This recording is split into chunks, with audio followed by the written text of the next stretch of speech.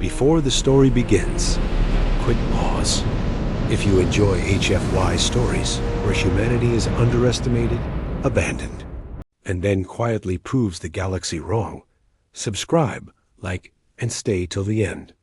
Because this isn't a story about survival. It's about what happens after the galaxy gives up on you. You don't remember Mars being red. That's the first thing that surprises you. The history feeds always show it that way. A dead rust-colored rock, storms like scars across a corpse of a world. A place governments used for experiments, exile, and finally, disposal. But when your transport's view shield clears, Mars isn't red. It's gray, not lifeless gray, used gray. The kind that comes from machinery pushed past limits, from land scraped flat in a hurry, from decisions made without compassion. 6 million of you stand packed into orbiting refugee barges, staring down at a planet that was never meant to hold you. 6 million humans, displaced from Earth after the Coalition's stability resolution. That's what they called it. Earth was too politically volatile. Human populations were, statistically, incompatible with long-term galactic harmony. So the Coalition voted 12 species raising glowing tendrils or crystalline limbs, and decided you would be relocated, not killed, not enslaved, just moved. Mars was declared a human autonomous refuge zone, stripped of trade protections, military coverage, and development funding. No orbital infrastructure beyond what already existed, no support fleets, no terraforming aid, a legal dumping ground. You hear the announcement echo through the transport bay. Disembarkation will begin in 15 minutes. Coalition oversight will conclude upon planetary transfer. Good luck. Good luck. You almost laugh. Mars' surface hits you with cold that crawls through the seals of your suit like fingers searching for a pulse. Temporary habitats, inflated polymer domes, scatter the plains like emergency bandages slapped onto a wound. Power lines snake between them, thin and inadequate. Water reclamation units hum weakly, already overloaded. Children cling to parents. Engineers stare silently at the ground. Former soldiers scan the horizon out of habit, even though there's nothing to fight. No one cheers, no one cries. Shock is quieter than grief. Coalition ships hang in orbit for less than 6 hours. You watch them leave. 6 million refugees standing under an alien sky, waving at nothing. That's when the truth lands. No one is coming back. The first week is chaos. Supply manifests don't match reality. Half the hydroponics units were damaged during transit. Medical infrastructure was calculated for temporary occupation, not permanent settlement. And worst of all, the Coalition classified Mars as non-viable for large-scale recovery, meaning no outside investors, no trade routes, no immigration except humans. You are alone. That should have been the end of it. Any other species would have collapsed. They would have fought over resources, split into factions, waited for off-world mercy that would never arrive. But humans don't wait well. You attend the first planetary assembly on day 3. No flags. No uniforms. Just people. Scientists sit beside farmers. Ex-CEOs beside sanitation workers. Someone's kid is asleep under a table made from shipping crates. No one asks who's in charge. The question is simpler. What do we have? And then, more importantly, what can we make? Someone pulls up Mars' old survey data. Abandoned mining tunnels. Subsurface ice reserves. Obsolete reactors from failed colonial attempts decades ago. Scraps. Junk. The kind of leftovers no galactic power ever bothered to clean up. You smile, just a little. Because humans have always been good at one thing, turning scraps into systems. By day 7, the camps stop feeling temporary. Domes are reinforced. Tunnels are sealed and pressurized. Solar fields expand across plains the Coalition wrote off as inefficient. Someone figures out how to reconfigure mining drones into construction swoons. Someone else hacks the atmospheric processors to work against Martian dust storms instead of shutting down during them. It isn't elegant. It's loud, messy, improvised, but it works. Children start running between domes instead of being carried. Someone paints a mural on the inside of Habitat 3, Earth as it used to be, not as it was when you left it. No one orders them to stop. Day 10 is when the galaxy notices something is wrong. Coalition monitoring satellites pick up energy spikes, industrial-scale output, agricultural yields exceeding projections by 300%. A junior analyst flags the data as corrupted. It isn't. Mars is producing. You hear the first Coalition broadcast on day 12. Not to you, about you. Unexpected human activity has been detected within the Martian refuge zone.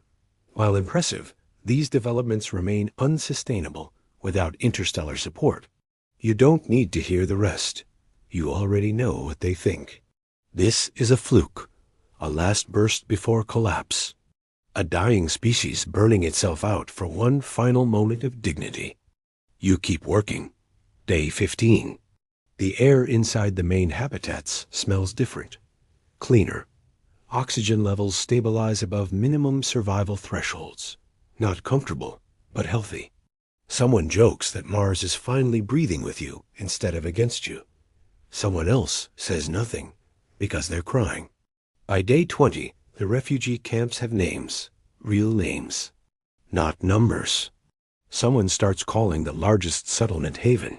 It sticks. Coalition economists begin arguing. Human output graphs don't follow expected curves. They spike where they should plateau. They stabilize where they should crash. Mars should be a graveyard. Instead, it's growing. And that scares them. Because if humans can do this here, what else have they been wrong about? You stand on a ridge outside Haven on day 29. Below you, lights glow across the plains. Not emergency beacons. Homes. Factories hum. Hydroponic towers rise like green veins against the dust. Children laugh. Actually laugh. Under a sky that was supposed to break them. 6 million refugees. No help. No allies. No permission. 30 days ago, the galaxy dumped you here to disappear. Tomorrow, Mars will officially reclassify itself. Not as a refuge zone. Not as an exile world. But as something else entirely. And the galaxy is about to realize they didn't abandon humanity. They gave it a planet. Hey everyone, still here? Still awake? If you are, that's fine. You wake to a sky that doesn't look like surrender anymore. Mars is still Mars. Thin clouds, rusted horizons, stars sharp enough to cut, but the silence has changed. It's no longer the quiet of abandonment. It's the quiet of focus, of machinery warming up, of people who know exactly what they're doing today. Day 31. The deadline the galaxy never knew existed. Because humans didn't announce a countdown. You just started one. The Coalition sends observers at dawn, not diplomats. Not aid ships, observers. 3 sleek vessels slide into Martian orbit, their hulls polished and ceremonial, symbols of authority, not practicality. They don't broadcast greetings. They don't ask permission. They simply arrive. You're in the central operations hub when the alert pings. No alarms, no panic. Just a soft tone, the kind you use when something expected finally happens. Someone mutters, "Took them long enough." You watch the feeds as Coalition envoys descend in shuttlecraft, shaped more like art pieces than vehicles. Gravity-defiant curves, anti-dust fields humming. Everything about them says civilized superiority. They land outside Haven, not inside. They still think this is a camp. The welcoming committee is informal. No uniforms. No weapons on display. Just people. Engineers with grease on their hands. Medics coming straight from shift. A few kids standing way too close, curious instead of afraid.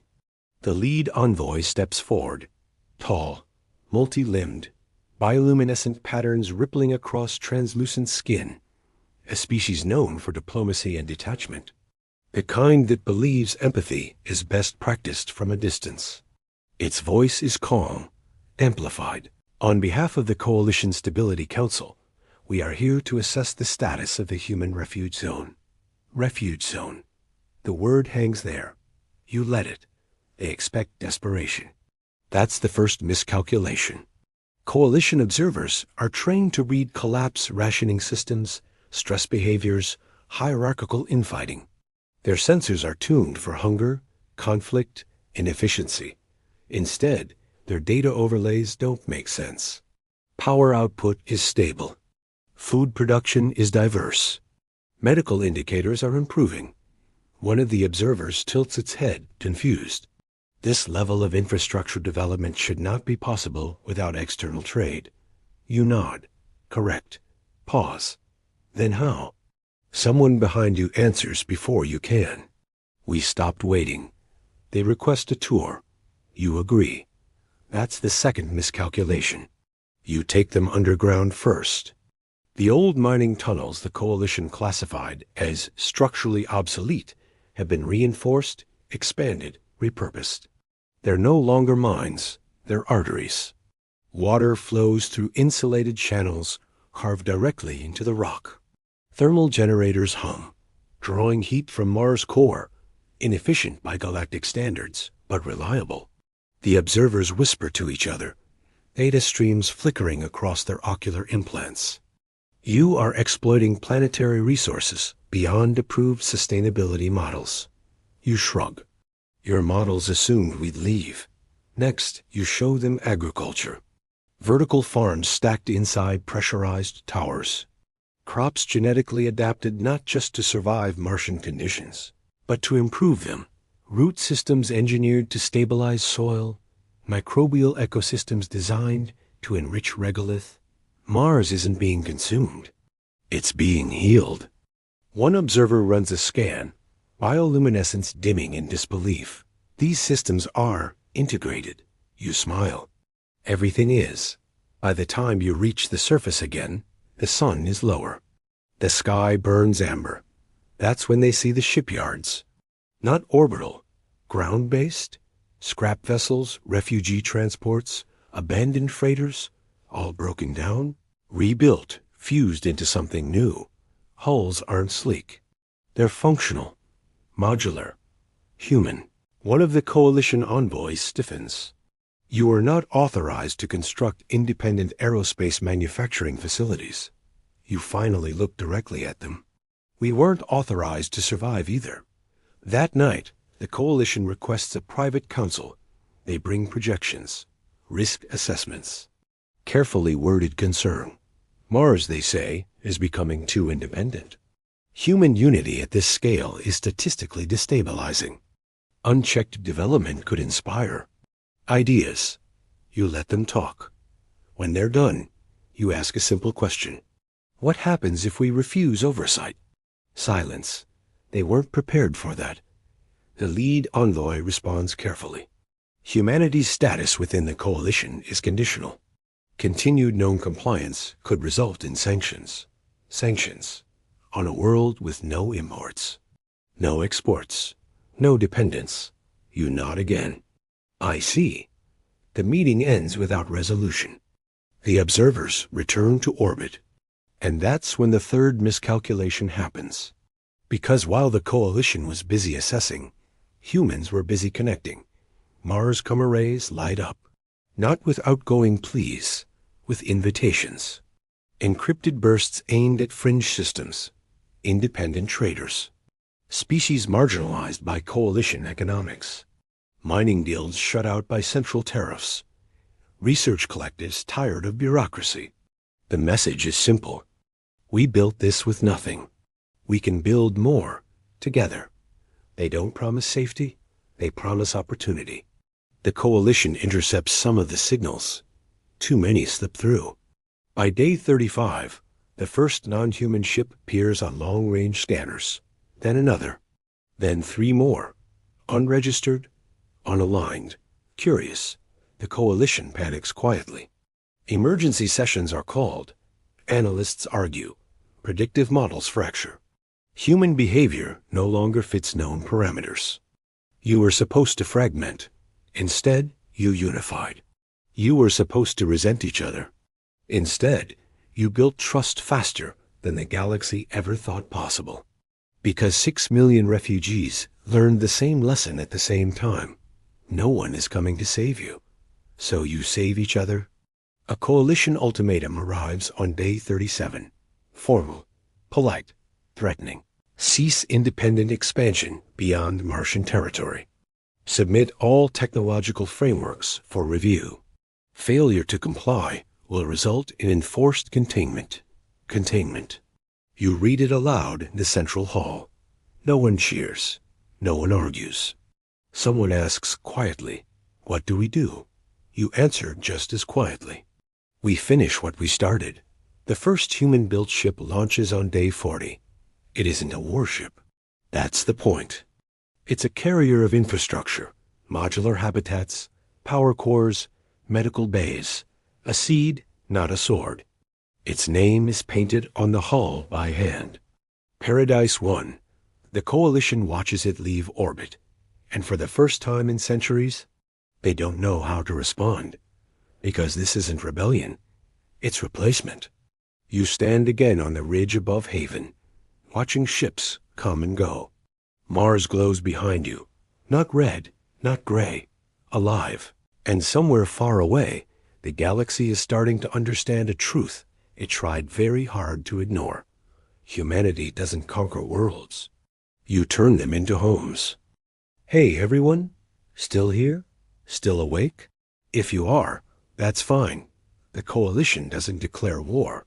That's important. War would imply equals.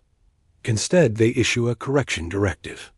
A bureaucratic phrase wrapped around a fleet order so large it bends sensor readouts. Dozens of enforcement vessels translate into Mars' outer system, their hulls stamped with the sigils of collective stability.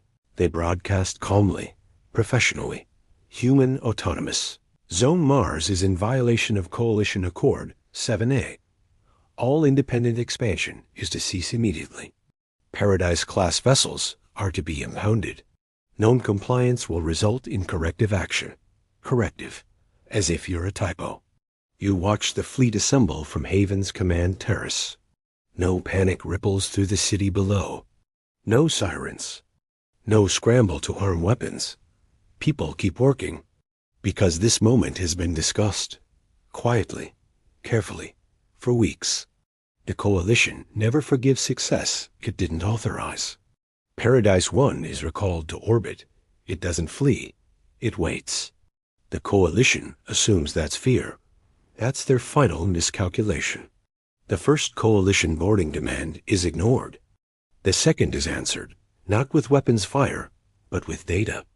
A full systems transparency dump floods Coalition channels. Engineering schematics, medical frameworks, agricultural models, atmospheric stabilization algorithms. Everything humans built on Mars. Open source, unrestricted, free. Coalition analysts choke on the implications. These technologies violate nothing. They don't weaponize. They don't monopolize. They don't even require human oversight to replicate. They democratize survival, which, in Coalition terms, is far worse than rebellion. The correction directive escalates. Orbital interdiction fields activate. Trade lanes close.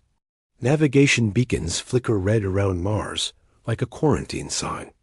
They think they're isolating you. They don't realize Mars stopped needing the galaxy weeks ago. The Coalition fleet commander addresses you directly. A massive being of alloy and flesh, augmented beyond biology, speaking with the authority of centuries of enforcement. Human leadership, it intones. Your actions threaten galactic equilibrium. You were given sanctuary. Instead, you have created influence. Influence? You smile. We created options. Behind the blockade, ships arrive anyway. Not through trade lanes. Through gaps no one bothered to guard. Independent miners. Fringe colonies. Species the Coalition labeled economically inefficient. They come not to fight, but to learn. And when Coalition patrols move to intercept, something strange happens. The newcomers don't scatter. They form convoys. They share shields. They coordinate. Human protocols, adapted in days. The galaxy watches as non-human vessels defend the human world, not out of loyalty, but out of interest. Because Mars isn't a flag, it's a blueprint. The Coalition fires first. A warning shot, disabling, they claim, aimed at Paradise 1. Human ships don't return fire. Paradise 1 absorbs the impact, systems rerouting instantly, damage minimal, design intentional. The broadcast that follows isn't angry. It's disappointed. We didn't build these to fight you. We built them so no one would ever have to beg again. Coalition doctrine fractures. Some species protest, others abstain. A few push for escalation. But escalation requires justification. And the humans aren't attacking. They're outgrowing containment. Mars' atmosphere shifts another fraction. Greenhouse systems synchronize across hemispheres. Dust storms weaken. Local precipitation registers for the first time in recorded history. Rain. On Mars. Coalition sensors confirm it. A world they declared non-viable is terraforming itself. Without permission, the fleet commander hesitates.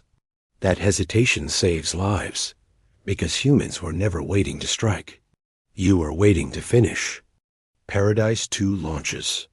Then Paradise 3, not from Mars, from orbital construction yards assembled quietly behind the blockade using modular fabrication, swarms the Coalition never detected. Each ship carries the same cargo, infrastructure, not soldiers, and each jumps to a different unaligned system. The message spreads faster than any fleet ever could. The Coalition realizes the truth too late. You can't sanction an idea that already escaped. You can't blockade generosity. And you can't threaten a species that already survived abandonment. Emergency session? Final vote. The Coalition repeals Mars refugee designation. Then quietly, they do something unprecedented. They amend the Accords. A new classification is created. Independent development world. No oversight. No sanctions. No ownership. Mars becomes the first. The fleet withdraws. Not in defeat, in retreat. Weeks later, you walk through Haven at dusk. Children play under open skies. Crops grow where dust once ruled. Non-human visitors work beside humans, arguing, laughing, building. Paradise-class ships depart daily. No banners, no conquest. Just seeds. You stop at the ridge one last time. Mars glows beneath you. Blue at the edges now. Green threading through valleys. A paradise, yes, but more than that. A message. The galaxy once decided humans were a problem to relocate. They were wrong. Humans were a solution waiting to be unleashed. And now, every abandoned world is watching Mars and wondering what it might become next.